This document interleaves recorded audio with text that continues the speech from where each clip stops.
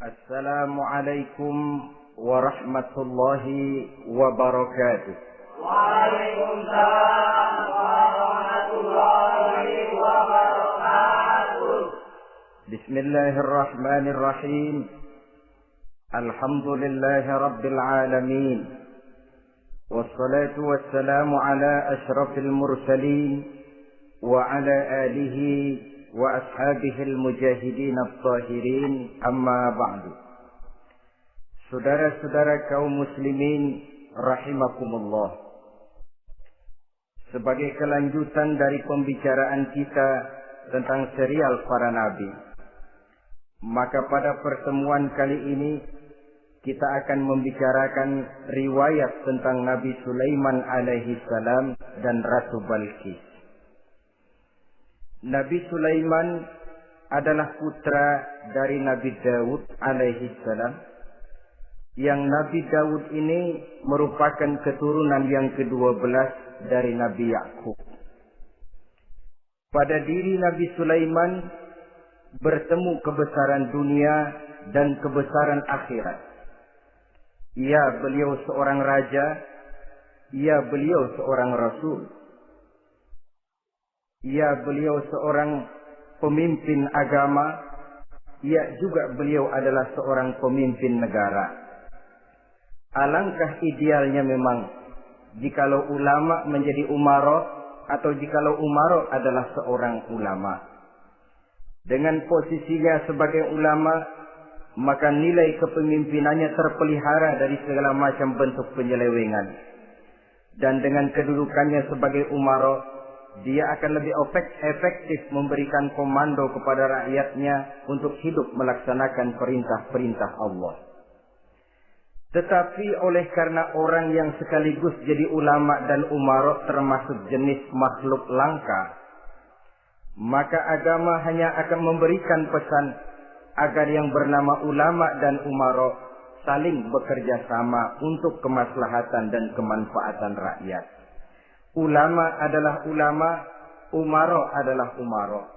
Jikalau keduanya bisa berjalan dan berdampingan dengan baik, rakyat akan jadi nikmat.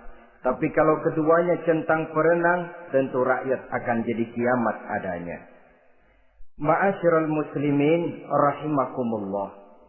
Mengapa figur Nabi Sulaiman adalah figur yang bertumpu kebesaran dunia dan akhirat?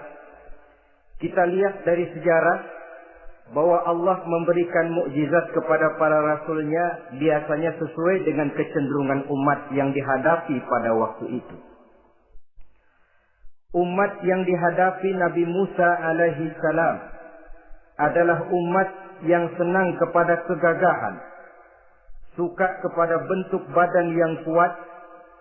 Oleh karenanya mukjizat yang diberikan Allah kepada Nabi Musa berupa kekuatan, baik tongkat maupun tenaganya. Sebaliknya, umat di zaman Nabi Isa alaihi salam cenderung berbangga dengan kemahirannya di bidang ilmu kedokteran dan ketabiban. Maka mukjizat yang diberikan Allah kepada Nabi Isa adalah mukjizat yang bisa mengatasi semua itu, sehingga Nabi Isa dengan izin Allah bisa menyembuhkan orang yang kena penyakit kusta, belang, bahkan sampai bisa menghidupkan orang mati dengan izin Allah. Di zaman Nabi Muhammad sallallahu alaihi wasallam, kecenderungan umat kepada kemampuan bersyair, sehingga ketika itu yang dihargai adalah ujung tombak dan ujung pena. Ujung tombak dalam arti pahlawan perang, dan ujung pena dalam arti seniman dan penyair. Maka di antara mukjizat terbesar yang diberikan kepada Nabi adalah Al-Quranul Karim, yang keindahan gaya bahasanya tidak seorang penyair pun sanggup menandinginya. Di zaman Nabi Sulaiman alaihi salam, kebesaran dan kemegahan dunia, kekuatan dan kejayaan menjadi ukuran. Kita tahu bahwa Jalut yang dihadapi oleh Nabi Daud adalah seorang yang bertubuh besar dan gagah perkasa, yang dalam sejarah lebih kita kenal dengan nama Goliat misalnya. Maka tidak heran kalau mukjizat yang diberikan Allah kepada Nabi Musa merupakan mukjizat yang bertumpu antara kebesaran dunia dan kebesaran akhirat, sebagai raja dan juga sebagai nabi.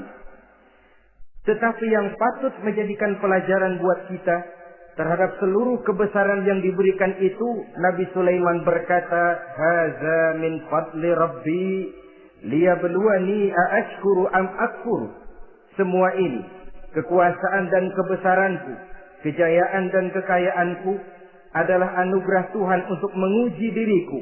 Adakah aku menjadi bersyukur karenanya, atau malah aku menjadi ingkar karenanya? Alangkah baiknya jikalau ucapan Nabi Sulaiman ini kita bisa resapi dan kita bisa terapkan dalam kehidupan ini. Seorang pedagang yang berhasil berkatalah seperti perkataan Nabi Sulaiman. Seorang pejabat dengan kedudukan tinggi berkatalah seperti perkataannya Nabi Sulaiman. Seorang ulama dengan posisi sebagai pemimpin yang non formal berkatalah seperti perkataan Nabi Sulaiman. Seluruhnya berkata, "Haza min fadli Rabbi." Seluruhnya ini adalah karunia Allah untuk menguji diriku, adakah aku bersyukur atau aku menjadi ingkar karenanya. Inilah sekelumit tentang kebesaran Nabi Sulaiman alaihi salam. Pada usia 13 tahun, beliau sudah mewarisi kerajaan ayahnya Nabi Daud dengan meninggalnya Nabi Daud alaihi salam. Dan sejak itu, keistimewaan Nabi Sulaiman alaihi salam sudah nampak dalam kehidupan. Beberapa keistimewaan bisa kita catat dari pribadi Nabi Sulaiman ini. Pertama, beliau cerdik, cerdas, dan bijaksana. Dan tentu saja harus begitu. Kalau Rasul goblok, mana ada umat yang mau ikut. Tetapi kecerdikan dan kecerdasan serta sifat bijaksana ini nampak dari beberapa kisah yang pernah dihadapinya. Pertama, di saat beliau berumur 11 tahun, ketika itu yang menjadi raja adalah ayahnya Nabi Daud, datang mengadu seorang petani bahwa sawah ladangnya, tanaman-tanaman yang ditanamnya habis dimakan oleh binatang ternak dari tetangga di sebelahnya. Maka ia mengajukan usul agar binatang ternak yang memakan tanam-tanamannya itu diberikan saja kepadanya. Nabi Daud meluluskan permintaan petani ini, tapi Nabi Sulaiman berkata, "Ayah, maafkan saya. Kalau boleh saya mengajukan usul, jangan seluruh binatang ternak gembala itu diberikan kepada petani. Akan lebih baik kalau binatang ternak yang memakan tanam-tanamannya itu diberikan kepada si petani selama 1 tahun. Apabila ia berkembang biak, beranak, hasil susunya seluruhnya selama 1 tahun itu boleh dimanfaatkan oleh petani tadi. Dengan demikian saya rasakan ini merupakan satu yang lebih adil ketimbang yang tadi itu."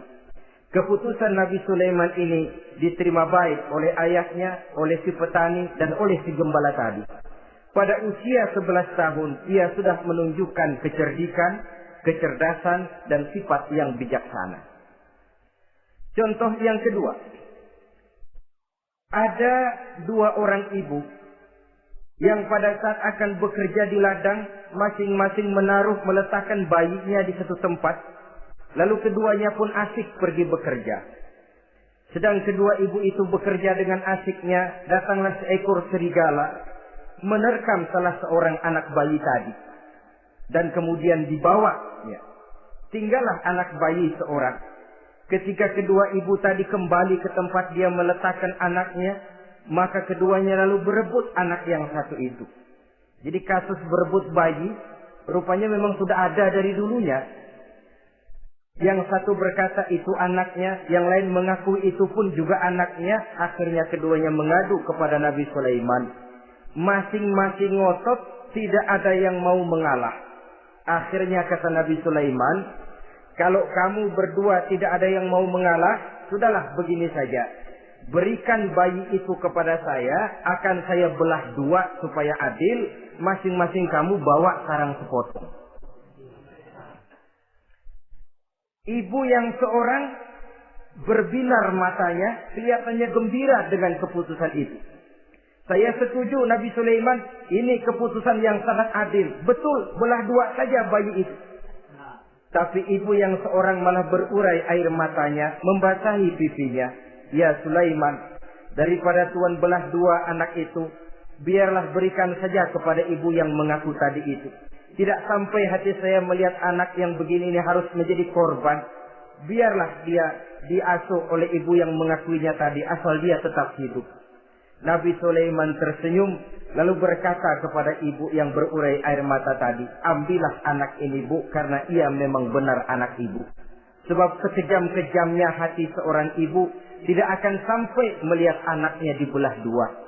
Adapun engkau ibu yang gembira, engkau sesungguhnya ibu yang kurang ajar. Cuma sekedar ngaku-ngaku, buktinya anak mau dibelah dua, kamu setuju. Ibu macam apa kamu anak dibelah dua setuju? Akhirnya ibu yang satu itu menerima hukuman yang setimpal karena mengakui sesuatu yang bukan haknya. Di sini kita lihat kebijaksanaan yang dimiliki oleh Nabi Sulaiman alaihi salam. Bukti yang ketiga, pada waktu beliau mengadakan jihad fi sabilillah, beliau mengadakan mobilisasi dana. Tidak cuma manusia, binatang seluruhnya ikut memberikan sumbangan.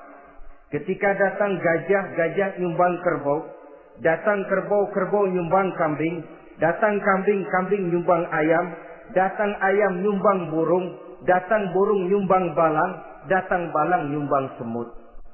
Gajah yang nyumbang kerbau melihat balang nyumbang semut ketawa. Semut, balang, Nabi Sulaiman kamu berikan semut untuk apa kayak gitu kecilnya? Lihatin dong saya nyumbang kebo, kata gajah. Nabi Sulaiman tersenyum seraya bersabda, al-hadiyatu biqadril muhdi. Pemberian itu memang sesuai dengan kemampuan orang yang memberi. Kalau gajah nyumbang kerbau, itu wajar saja. Gajah besar, sumbangannya pun besar. Sebaliknya kalau balang nyumbang semut, itu juga memang pantas. Balang kecil, sumbangannya pun kecil. Yang tidak wajar kalau ada balang mau nyumbang kerbau, ada gajah nyumbang semut. Di sini kelihatan watak yang bijaksana dari Nabi Sulaiman alaihi salam. Ini merupakan ciri keistimewaannya. Setiap rasul dibekali dengan sifat ini yang namanya sifat fatonah. Cerdik, cerdas, dan bijaksana. Yang ini memang merupakan mukjizat. Kecerdasan seorang rasul tidak merupakan hasil sekolahan, tapi merupakan bimbingan wahyu semata-mata, dan ini yang tidak bisa ditandingi oleh manusia. Jadi jangan lalu ngambil dalih Rasul aja nggak sekolah pinter, lalu ikut nggak sekolah, ya goblok terus. Itu khususiyat kok. Sifat yang namanya fatona itu merupakan bimbingan daripada wahyu. Adapun manusia, jikalau dia mau cerdik, jikalau dia mau cerdas, jikalau dia mau bijaksana, dia harus belajar. Dia lewat bangku sekolah, dia lewat teman bergaul, dia lewat bertanya kepada orang-orang pandai, atau autodidak dengan hidup banyak membaca dari kehidupan ini. Dengan demikian nilai kecerdikan, kecerdasan, dan kebijaksanaannya akan bisa meningkat adanya. Ini keistimewaan pertama. Keistimewaan yang kedua, Nabi Sulaiman diberikan kekuasaan oleh Allah sehingga bisa menguasai angin, jin, bahkan juga mengerti segala macam bahasa binatang. Menguasai angin, beliau bisa menundukkan angin ribut dan memerintahkannya angin itu. Dalam surah Al-Anbiya ayat 81 kita temukan, wali Sulaiman ar-riha asifatan tajri bi amrihi ilal ardil lati barakna fiha. Dan bagi Sulaiman, ia mampu menundukkan angin ribut yang bertiup menurut perintahnya ke permukaan bumi yang kami berkahi di dalamnya. Menguasai angin, barangkali istilah sekarangnya, memahami betul meteorologi. Itu sebabnya mukjizat hanya diberikan kepada Rasul. Orang yang jiwanya sudah stabil. Coba kalau potongan kita diberikan keistimewaan bisa ngatur angin. Saban sehari main angin. Gak boleh ada orang kita keselin. Kesel sama orang, undang angin. Hantam saja. Maka mukjizat semacam ini hanya diberikan kepada orang yang jiwanya sudah stabil. Ada satu cerita, namanya juga cerita, tapi kebenarannya mendekati. Seorang wali di tanah Jawa, sholat Jumat di Masjidil Haram di Mekah. Namanya wali kalau di Jawa kan pakai belangkon. Dia sembahyang di Masjidil Haram. Ini ada orang Arab usir, tumben ngelihat belangkon. Ini apa di tengah masjid? Dia tepak belangkon itu. Miring di atas kepala. Begitu belangkonnya miring, tanah kayaknya ikut miring. Sehingga penduduk heran, ini apa tanah jadi miring begini? Lalu ada seorang wali juga yang alim dan mengerti. Lihat-lihat di tengah Masjidil Haram ada belangkon miring di atas kepala. Jangan-jangan ini sebabnya ini. Dia samperin, dia dandanin lagi tuh belangkon rata. Tanah kelihatannya kayak rata lagi. Keistimewaan seperti ini pun hanya diberikan kepada orang yang jiwanya memang sudah stabil. Coba kayak kita diberikan keistimewaan kayak begitu, main belangkon melulu. Saudara-saudara kaum muslimin rahimakumullah, juga bisa menguasai jin, memerintahkan jin, dan juga mengerti segala macam bahasa binatang. Kita bisa lihat dalam surah As-Saba ayat 12 misalnya. Demikian juga tentang mengerti bahasa binatang. Pada satu hari Nabi Sulaiman dan bala tentaranya lewat di satu lembah. Lembah itu kebetulan lembah semut. Ketika mereka lewat di lembah itu, Raja Semut lihat dari kejauhan, dia pidato kepada rakyatnya para semut itu. Apa katanya? Ya ayyuhan namlu dukhulu masakinakum. La yahtimannakum Sulaiman wa junuduh wa hum la yash'urun. Jadi ini Raja Semut melihat Nabi Sulaiman datang bersama seluruh bala tentaranya, dia pidato kepada rakyatnya. Saudara-saudaraku rakyat semut, di mana saja suara saya bisa didengar. Perhatian, perhatian. Ini Nabi Sulaiman mau lewat dengan seluruh bala tentaranya. Kamu semua supaya masuk ke dalam lubang kamu masing-masing. Sebab kalau kamu nggak masuk ke lubangmu masing-masing, akan diinjak oleh Sulaiman dan bala tentaranya. Sedangkan mereka tidak tahu kalau kamu kena injak. Masuklah semut itu seluruhnya ke dalam lubangnya masing-masing. Nabi Sulaiman senyum. Fatabassama dhahikan min qawliha. Mendengar ucapan Raja Semut ini, Nabi Sulaiman tersenyum. Lalu berkata, apa katanya? Rabbi auzi'ni an ashkura ni'mataka allati an'amta alayya wa ala walidayya wa an a'mala salihan tardahu wa adkhilni birahmatika fi ibadika salihin. Satu pengakuan yang tulus yang jauh dari watak kesombongan. Mendengar Raja Semut berkata semacam itu, beliau senyum. Lalu berkata, wahai Allah, tetapkan kiranya hati saya ini untuk selalu bersyukur terhadap nikmat yang Engkau karuniakan kepada saya. Karena nikmatku, nikmat yang Engkau berikan kepadaku, saya mengerti bahasa binatang. Karena mengerti bahasa binatang, saya mengerti seruan Raja Semut itu.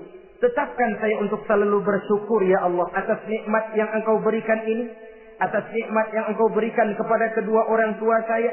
Dan tetapkan saya untuk selalu melakukan amal soleh yang Engkau ridhoi. Dan masukkan saya ke dalam golongan hamba-hambamu yang soleh. Satu pengakuan yang tulus, yang jauh dari sifat kesombongan. Mungkin kalau sombong yang lahir, begitu dengar Nabi Sulaiman bahwa semut ngomong begitu, beliau akan berkata, iya masuk ke buruan. Tapi kan tidak. Malah beliau perintahkan bala tentaranya, pasukan, berhenti. Ada apa Nabi Sulaiman? Di depan kita ada kerajaan semut. Mereka lagi kocar-kacir masuk ke sarangnya masing-masing. Tunggu sampai mereka masuk dan kita bisa lewat dengan aman tanpa harus menginjak-injak mereka. bala tentaranya di stop dan berhenti. Ternyata kebesarannya tidak menyebabkan ia lalu memandang remeh sampai kepada makhluk yang bernama semut sekalipun. Masih tetap dihargainya sebagai makhluk dari Allah Subhanahu wa ta'ala. Sesuatu yang perlu menjadi contoh kita semua. Sebab orang bilang kadang kacang sering lupa akan kulitnya. Kadang posisi kita yang tinggi menyebabkan kita lupa dari mana kita berasal. Kadang harta yang kita miliki menyebabkan kita lengah dari mana kita datang. Akhirnya yang timbul adalah sifat sombong dan angkuh. Ibarat kata orang, kacang lupa dengan lanjarannya. Ma'asyiral muslimin rahimakumullah. Ini kebesaran dan keistimewaan yang diberikan Allah kepada Nabi Sulaiman alaihi salam. Apa yang perlu kita jadikan tamsil dan ibarat dari kebesaran ini? Saudara-saudara kaum muslimin rahimakumullah. Keadilan sebagai umara yang berpadu dengan kebijaksanaan sebagai ulama. Satu hari seorang sahabat bertanya kepada Rasulullah sallallahu alaihi wasallam. Ya Rasul, kalau pada satu saat ajal merenggut Tuhan berlalu meninggalkan kami sekalian, kita berpisah untuk selamanya ya Rasul. Dalam kondisi semacam itu, azuhrul ardi khairun lana am batniha. Mana yang lebih baik ya Rasul buat kami kalau sudah ditinggalkan oleh Tuhan? Permukaan bumi atau perut bumi yang lebih baik? Ini pertanyaan dengan bahasa kinayah. Permukaan bumi maksudnya hidup. Perut bumi maksudnya mati. Orang kalau sudah masuk ke perut bumi kan habis. Ya Rasul, kalau engkau sudah tidak ada meninggalkan kami semua, mana yang lebih baik buat kami, hidup atau mati? Bukan main pertanyaan ini. Di satu sisi menggambarkan cintanya sahabat kepada Nabi. Sehingga kalau tidak bisa mati bersamaan, biarlah mati beriring saja. Di lain pihak juga mencerminkan bingungnya sahabat kalau sudah ditinggalkan oleh Rasul. Atas pertanyaan ini, apa jawab Rasul? Kamu nggak usah khawatir.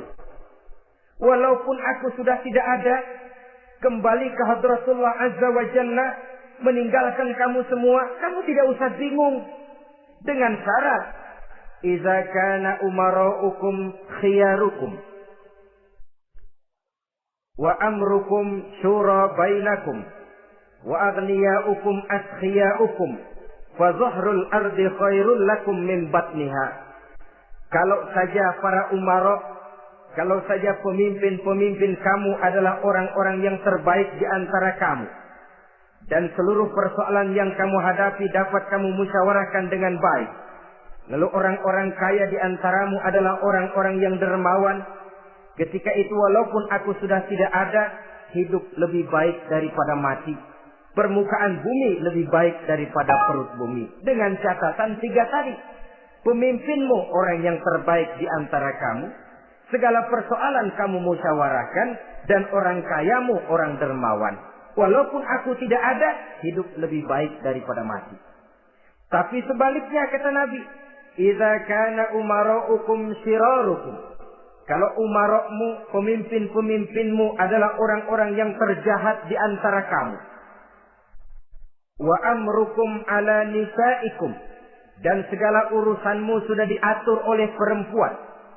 Walaupun dia tidak naik di bidang eksekutif, tidak memegang kekuasaan, tapi kekuasaan bayangannya jauh lebih menentukan daripada kekuasaan yang sesungguhnya. Kalau perempuan sudah ikut campur mengaturmu, kemudian wa askhiyaukum bukhalaukum. Orang-orang kaya di antaramu adalah orang-orang yang bakhil bin pelit alias kikir.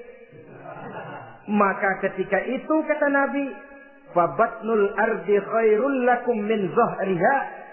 Perut bumi lebih baik daripada permukaan bumi. Apa yang bisa diharapkan dari pemimpin yang zalim, perempuan yang sok kuasa, dan orang-orang kaya yang bakhil dan pelit?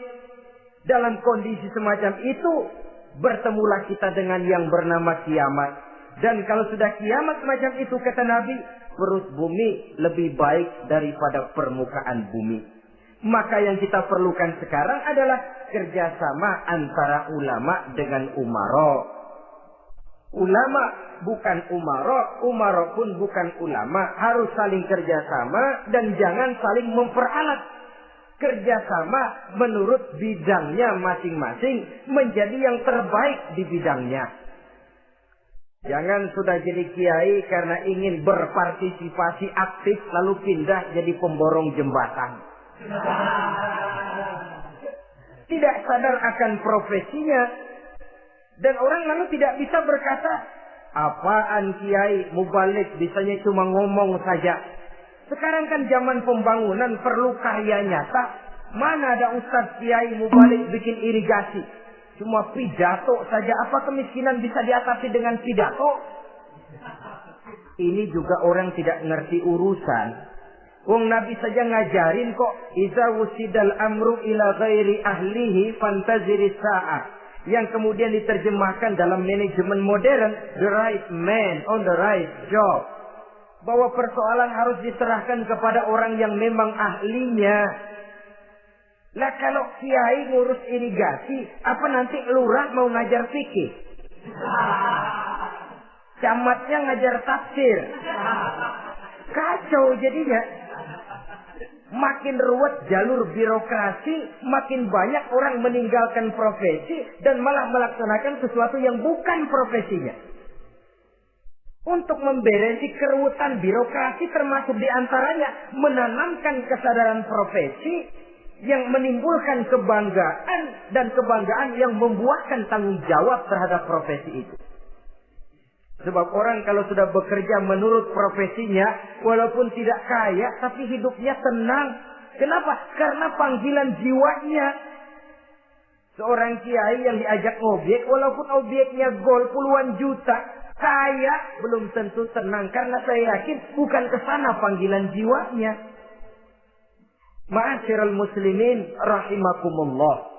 Itulah sebabnya kerjasama. Ulama membangun lingkungannya, ulama membangun manusianya, umara membangun lingkungannya. Sehingga terciptalah wujud daripada pembangunan manusia seutuhnya. Ya zahirnya, ya batinnya. Seluruh kita berpartisipasi, hanya bidangnya saja yang berbeda-beda. Jangan yang satu merasa lebih berjasa dari yang lain. Jangan yang satu merasa lebih penting dari yang lain. Seluruh kita penting, seluruh kita berjasa, cuma bidang kita saja yang berbeda-beda. Inilah bahasa Quran, kullun ya'mal ala syakilatih. Setiap orang bekerja menurut profesinya masing-masing. Ma'asyiral muslimin rahimakumullah. Kita kembali kepada riwayat Nabi Sulaiman alaihi salam. Satu hari ketika beliau sedang menginspeksi pasukan, berkumpullah pasukan beliau itu, ya tentara yang manusianya, ya pasukan jinnya, ya seluruh binatang-binatangnya berbaris. Beliau selaku inspektur upacara mengadakan inspeksi pasukan. Dari sekian pasukan-pasukan yang diperiksanya pada waktu itu, Nabi Sulaiman melihat tidak terdapat burung hudhud. Beliau bertanya-tanya, "Ma liya aral hudhuda am kana minal ghaibin?" Kemana burung hudhud? Orang lain pada kumpul, dia sendiri tidak ada. Awas kalau dia datang, kalau dia tidak bisa memberikan alasan yang tepat kemana dia, akan saya berikan sanksi dan hukuman. Ini namanya pemimpin yang bertanggung jawab toh. Seorang pun dari yang dipimpinnya tidak ada, menjadi pertanyaan. Tidak lama kemudian datang burung hudhud. Begitu datang lalu memberikan laporan kepada Nabi Sulaiman. Kalau istilah sekarang, begitu dia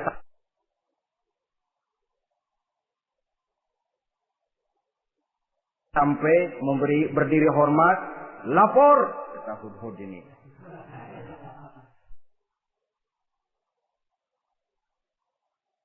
Bagaimana hudhud? Maaf Tuan Raja, saya terlambat. Iya, kenapa terlambat? Patroli Tuan Raja. Kemana saja kamu patroli? Keliling. Lalu apa hasilnya? Inni wajadtu imra'atan tamlikuhum wa utiyat min kulli syai'in wa laha 'arsyun 'azim. Saya baru patroli ke satu negara yang bernama Sabah, Tuan Raja.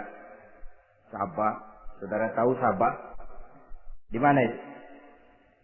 Dekat ibu kota Yaman sekarang. Di sana Tuan Raja, kata Hudhud ini, wajadtu imra'atan tamlikuhum. Yang jadi raja perempuan. Kalau Tuan raja besar, Tuan orang laki. Ayah Tuan raja besar, Nabi Daud, laki. Ini mah model Tuan Raja. Orangnya rajanya raja besar, tapi perempuan. Tumben saya ngelihat ada raja perempuan. Kerajaannya begitu besar. Begitu. Iya. Lalu dia jadi raja bagaimana? Dia mewarisi kerajaan ayahnya Sri Baginda Raja Sarahil. Ketika ayahnya wafat, dia naik. Walaha arsun azim. Singgasananya besar, bagus, antik Tuan Raja. Terus bagaimana lagi? Wajadtuha wa qaumaha yasjuduna lisyamsi min dunillah. Yang jadi pikiran saya Tuan Raja, dengan kekuasaan yang besar, mereka itu seluruhnya, seluruh bala tentaranya dan kaumnya, yasjuduna lisyamsi. Mereka menyembah matahari, bukan menyembah Allah. Mendengar ini Nabi Sulaiman tergerak hatinya. Waktu mendengar rajanya perempuan, kekuasaannya besar, belum tergerak. Tapi ketika sampai kepada yasjuduna lisyamsi, mereka sujud kepada matahari, di situ pribadi seorang rasulnya tergerak. Siapa nama ratu itu? Namanya Ratu Balkis Tuan Raja. Begini Hudhud, laporan kamu saya terima. Alasan kamu datang terlambat bisa dipertanggungjawabkan. Kamu tidak kena hukuman. Cuma begini saja Hudhud, karena kamu yang laporan, kamu yang tahu lokasi negaranya, kamu yang harus melaksanakan tugas ini. Apa Tuan Raja? Idhab bi kitabi hadza fa'alqih ilaihim. Kamu berangkat lagi ke negeri Sabah, bawa surat saya, berikan kepada mereka. Thumma tawalla anhum. Kemudian kamu berpaling dari mereka, tapi jangan pulang. Fanzur maza yarji'un. Lihat apa reaksi mereka setelah menerima surat ini. Baik Tuan Raja, baik. Nabi Sulaiman menulis sepucuk surat kepada Ratu Balkis. Dan surat itu dibawa oleh burung Hudhud tadi. Terbanglah si burung Hudhud ini ke negeri Sabah, masuk ke istana Ratu Balkis, dan surat itu jatuh di kamar Ratu Balkis. Diambil surat tadi, kemudian dibaca. Apa isi suratnya? Innahu min Sulaiman, wa innahu bismillahirrahmanirrahim. Alla ta'lu alayya wa'tuni muslimin. Surat ini dari Sulaiman. Bismillahirrahmanirrahim. Jangan kamu merasa lebih tinggi dari aku. Datanglah kepadaku dan masuk ke dalam agama Islam. Suratnya singkat, padat, ultimatum. Jadi enggak pakai bahasa kembang, enggak pakai bahasa basi, langsung kepada isi. Surat ini dari Sulaiman. Bismillahirrahmanirrahim. Jangan kamu merasa lebih tinggi dari aku. Datanglah kepadaku dan masuklah ke dalam agama Islam. Ini yang disebut dakwah langsung tanpa pakai kembang. Saudara-saudara, menerima surat semacam ini, Ratu Balkis lalu ngumpulin para pembantu kerajaan, aparat pemerintah lah zaman sekarang. Termasuk menteri-menteri, dipanggil sidang darurat di istana Ratu Balkis. membahas datangnya surat dari Nabi Sulaiman alaihissalam. Tuan-tuan para menteri, bagaimana Sri Ratu? Saya dapat surat. Dari mana? Dari Sulaiman. Katanya apa? Jangan kamu merasa lebih hebat dan lebih tinggi dariku. Datanglah kemari dan masuklah ke dalam agama Islam. Menurut pendapat tuan-tuan menteri, bagaimana surat ini? Apa kita penuhin permintaannya? Kita datang rame-rame masuk Islam? Oh, kata menteri, jangan dulu tuanku. Gengsi dong. Kita ini kan kerajaan besar. Tentara kita gagah. Masa mau menyerah tanpa syarat? Soal nanti kita kalah atau menang itu soal lain, Tuan Perdana Menteri, Tuan Ratu. Tapi bahwa kita punya harga diri itu harus kita tunjukkan lebih dulu. Jadi menurut Tuan Menteri bagaimana? Kami sih nunggu komando Tuan Putri saja. Artinya, kalau boleh, perang saja. Cuma mau duluin, takut dikira nyelongcong. Kami sih gimana komando Tuan Ratu saja. Tuan komandokan berangkat, kami segera berangkat. Terserah Tuan Putri, kami seluruhnya loyal, taat dan setia menunggu titah dari Sri Paduka Ratu. Terima kasih para menteriku. Soal kesetiaanmu saya tidak meragukan. Tapi perang dimanapun selalu membawa kerugian. Kita menang rugi, tentu jatuh korban. Apalagi kalau kita kalah. Dan raja-raja yang mengalahkan negeri-negeri lain selalu membawa kehinaan kepada negeri yang dikalahkannya. Jadi bagaimana? Sekarang begini saja. Kita ambil jalan tengah. Lalu diplomasi dulu. Diplomasi macam apa Tuan Ratu? Kita kirim utusan kepada Nabi Sulaiman. Dari sana nanti kita lihat reaksinya. Saya memang selama ini sudah dengar siapa itu Nabi Sulaiman. Katanya orangnya masih muda, masih bujangan, bijaksana, kekuasaannya besar, tentaranya hebat. Cuma kan baru berita, kita cek. Jadi diplomasi macam apa Tuan Ratu? Kita kirim utusan kepada Raja Sulaiman. Kita bawakan hadiah-hadiahnya. Yang mahal-mahal, mewah-mewah, menarik. Pokoknya yang terbaik di negeri kita, berikan kepadanya. Lihat reaksinya. Kalau dia tergiur dengan hadiah itu, dia raja. Bukan nabi. Tapi kalau dia menolak hadiah itu, dia memang nabi. Dan apa reaksi kita nanti tergantung sikap Nabi Sulaiman. Aha, kalau begitu setujulah Ratu. Itu memang bijaksana. Diplomasi dulu. Iya, jangan datang-datang main perang aja loh. Perang sih gampang. Tapi ini kan ada meja perundingan. Sepanjang masih kita bisa menempuh jalan damai, damai saja dulu. Baik.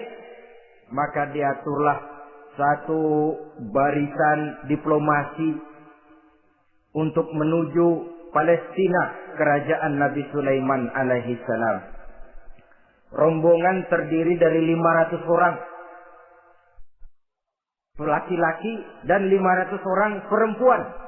Yang laki ganteng, yang perempuan cantik. Yang laki dikendarai dengan kuda-kuda pilihan, dan yang perempuan dikendarai dengan keledai-keledai pilihan. Kuda dan keledai pun dihiasi begitu rupa. Pelanaknya yang terbagus dilapis dengan sutra. Sedangkan bawaan-bawaannya tidak lain daripada intan, berlian, mutiara, jamrud, yakut, kesturi yang dilapis dengan sutra tenun yang asli. Pendeknya hadiah yang serba wah.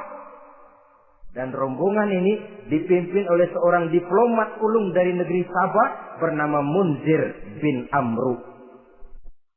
Ini ahli diplomasi dari negeri Sabah. Dipesanlah oleh Ratu Balqis, kalau datang nanti kamu ke negeri Sulaiman, sikapmu harus begini, begini, dan segala macam. Ditatar dulu. Sebab ini mau diplomasi tingkat tinggi. Baik, Sri Ratu. Nah, sudah mendengar perundingan ini, burung hudhud pulang ke negeri Nabi Sulaiman. Apel lagi, lapor Tuan Raja. Bagaimana hudhud? sikapnya mereka akan mengutus utusan dengan membawa berbagai macam hadiah untuk datang ke negeri kita. Baik. Nabi Sulaiman kumpulkan tentaranya, terutama para jin. Hei tentaraku, khususnya kalian para jin, akan datang rombongan tamu besar ke negeri kita. Maka mulai saat ini saya komandokan, kamu bangun satu istana yang megah, yang belum pernah ada dalam waktu yang relatif singkat. Dan lantai daripada istana itu harus dilapisi dengan kaca-kaca tebal yang bening, bawahnya diisi dengan air, diisi dengan ikan-ikan hias yang indah-indah. Baik Tuan Raja. Maka tentara Nabi Sulaiman, sejak manusia sampai binatang sampai jin, semuanya kerja bakti membangun istana yang megah. Sehingga sebelum rombongan kerajaan Sabah ini sampai, istana sudah selesai. Mereka masuk ke dalam istana Nabi Sulaiman. Begitu melihat lantainya gemerlapan air, masing-masing pada ngangkat kain. Takut kainnya basah. Waduh, ini istana kebanjiran begini. Kata Nabi Sulaiman, nggak usah diangkat kainnya, nggak usah. Ini dilapis kaca, cuma bawahnya memang kolam. Kolamnya berisi ikan. Oh, bengong. Bengong aja pada melongo mulutnya. Saudara-saudara, jadi persis orang yang tinggal di puncak gunung datang ke tengah-tengah kota. Kan noraknya minta ampun. Apaan aja ditunjuk. Apaan aja dilihat, apaan aja ditunjuk. Ini ya, itu ya, wah. Wah, sudah semuanya serba wah. Jadi kalau istilah singkat diplomasinya, mereka sudah kalah mental. Dan itu sudah kemenangan pertama dari Nabi Sulaiman. Sudah shock. Mereka merasa negeri Sabah kaya, luar biasa, hebat. Begitu datang ke negeri Sulaiman, mereka jadi orang norak kayaknya. Sudah kumpul, selamat datang tuan-tuan ke negeri kami. Ada pesan apa? Majulah Munzir bin Amru. Tuan Sulaiman, bagaimana?